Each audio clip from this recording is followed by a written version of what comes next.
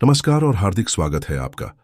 मैं हूं रामदास साहू और आप सुन रहे हैं एक विशेष आध्यात्मिक यात्रा जिसमें आज हम जानेंगे भगवान शिव के उन 5 अद्भुत अवतारों के बारे में जो आज भी इस धरती पर जीवित माने जाते हैं।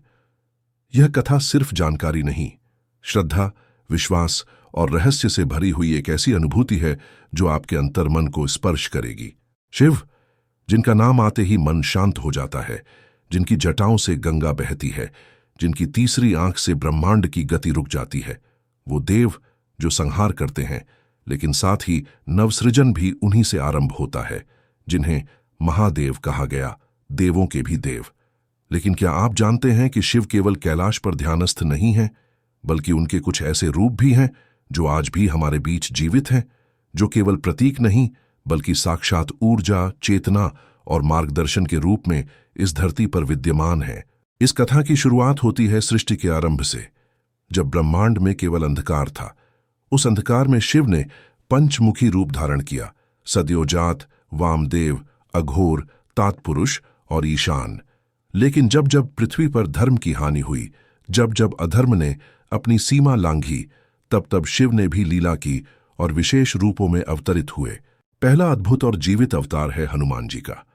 जी हां, यह सुनकर कुछ लोगों को आश्चर्य हो सकता है, लेकिन शास्त्रों के अनुसार हनुमान केवल वानर योद्धा नहीं, बल्कि शिव के 11वें रुद्र अवतार हैं।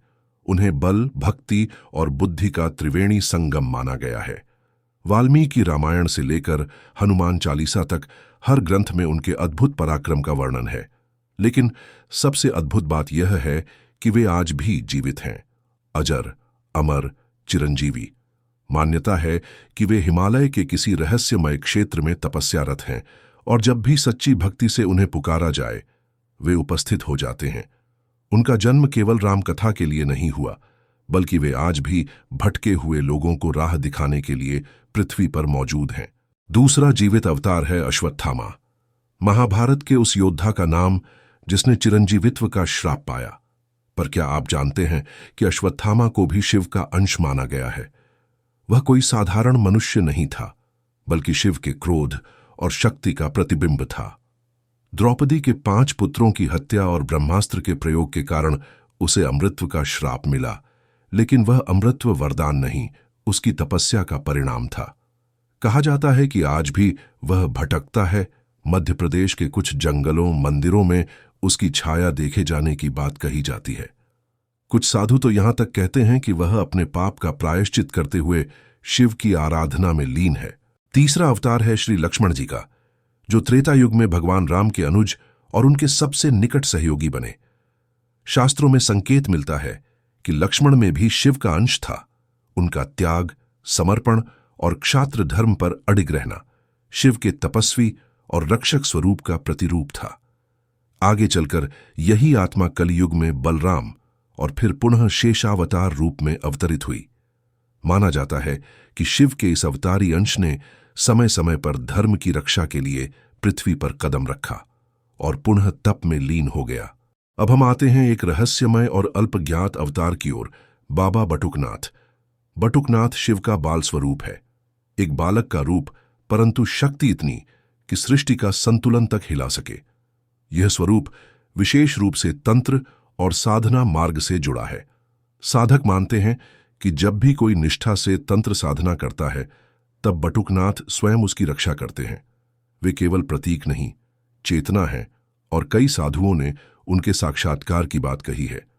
माना जाता है कि हिमालय के उच्च क्षेत्रों में एक रहस्यमयी कुटी में वे साधना करते हैं और समय आने पर अपने भक्तों का मार्गदर्शन करते हैं। उनकी बाल मूर्ति मासूम दिखती है, लेकिन वह अद्भुत शक्ति का भंडार है। और अंत में आता है काल भैरव, जिनका नाम सुनते ही डर और श्रद्धा एक साथ पैदा होती है। काल का अर्थ है समय और भैरव का अर्थ है भय को हरने वाला। यह शिव का वह रूप है जो समय पर नियंत्रण रखता है। काशी में उनका निवास है, जहां उन्हें नगर रक्षक माना जाता है। एक कथा के अनुसार जब ब्रह्मा ने अहंकारवश शिव का अपमान किया, तब शिव ने भैरव रूप धारण कर उनकी एक सिर को काट डाला। यह रूप इतना उग्र था कि खुद विष्णु और ब्रह्मा भी भयभीत हो उठे। आज भी काशी में काल भैरव की पूजा विशेष विधान से होती है। कहा जाता है कि वे केवल काशी नहीं बल्कि हर तीर्थ में एक रक्षक के रूप में उपस्थित रहते हैं। तंत्र, साधना और आध्यात्मिक शक्ति के केंद्र में भैरव आज भी जागृत हैं।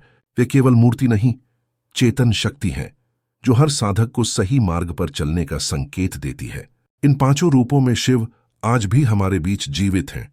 हनुमान के रूप में सेवा और भक्ति, अश्वत्थामा के रूप में तप और पश्चाताप, लक्ष्मण के रूप में कर्तव्य और त्याग, बटुकनाथ के रूप में अदृश्य संरक्षण और मासूम चेतना तथा काल भैरव के रूप में समय, नियंत्रण और रक्षण। यह सब केवल पुराणों की कथा नहीं, यह आत्मिक अनुभव है। हर वह व्यक्ति जो सच्चे मन से शिव का स्मरण करता है, उसे इनके स्वरूपों का अनुभव हो सकता है।